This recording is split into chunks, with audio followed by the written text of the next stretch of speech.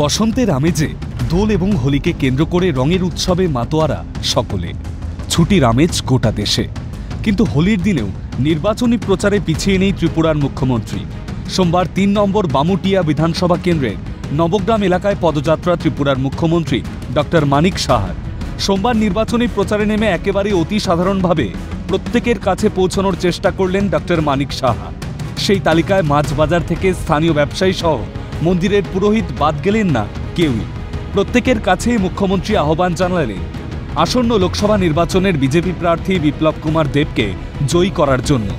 পাশাপাশি সোমবার বিপ্লব কুমার দেবের সমর্থনে 4 বড়জলা মণ্ডলের উদ্যোগে এলাকার বিশিষ্ট নাগরিকদের সঙ্গে মত বিনিময় সভা ও যোগদান সভার আয়োজন করা হয়।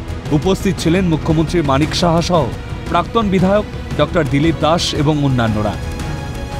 আমরা যে কাজটা করি প্রধানমন্ত্রীজির মার্গদর্শন সামনে রেখে, ওনার চিন্তা ভাবনা মাথায় রেখে আমরা কাজটা করি। এখানে বারবার বিরোধীরা খালি বলেন যে ত্রিপুরাতে আইন শৃঙ্খলার খুবই অবনতি। ত্রিপুরাতে আইন শৃঙ্খলার এটা আমাদের ডাটা, সারা ভারতবর্ষে 28টা রাজ্যের মধ্যে ত্রিপুরার আইন শৃঙ্খলা নিচের দিক থেকে আমরা এখন গত বছর 5ম স্থানে ছিলাম, আর এবার 3য় স্থানে চলে এসেছি। তবে এদিন ত্রিপুরার নবগ্রাম এলাকার মানুষ মুখ্যমন্ত্রীকে কাছে পেয়ে আপ্লুত। যেভাবে তিনি সবার কাছে গিয়ে পৌঁছানোর চেষ্টা করেছেন, ত্রিপুরার পাহাড় সমতলে প্রত্যেক দিন পদযাত্রা তারই প্রমাণ। সোমবার বামুটিয়া বিধানসভা কেন্দ্রের পদযাত্রার মাঝেই কচি কাচাদের সঙ্গে হোলির আনন্দেও মেতে উঠলেন মুখ্যমন্ত্রী মানিক সাহা। পরে নবগ্রাম বাজার এলাকায় একটি জনসভায় বক্তব্যও রাখেন তিনি। উপস্থিত ছিলেন এলাকার প্রাক্তন বিধায়ক তথা বিজেপি নেতা কৃষ্ণধন দাস।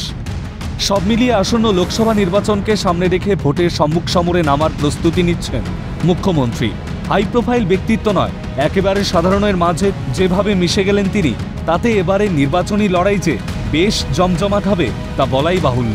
ত্রিপুরা থেকে মনীষা ঘোষের রিপোর্ট, ক্যালকাটা নিউজ।